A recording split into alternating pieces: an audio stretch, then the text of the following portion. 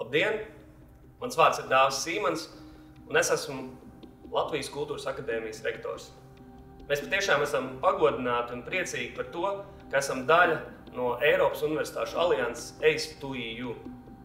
Mūsu akadēmija jau izsenis ir mākslu un kultūras sadarbības centrs, vērsts uz izcilību.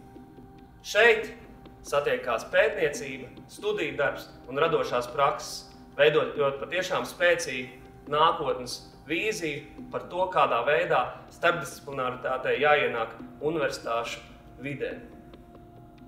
Tieši tas ir tas, ko mēs vēlamies sniegt arī alianses kontekstā. Ne tikai telpa, bet arī mūsu skats uz zināšanām, jaunas zināšanu pārneses pieredzes.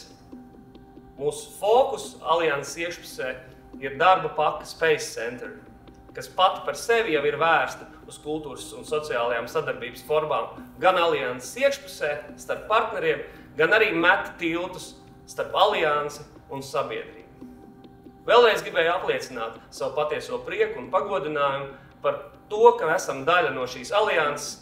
Mēs esam spēcīgi, mēs esam jaudīgi, mēs esam pārliecināti par to, ka studiju inovāciju, kopīgu pētniecības programmu, dažādu cita veida sadarbību formu ziņā mūsu alianse būs līderis.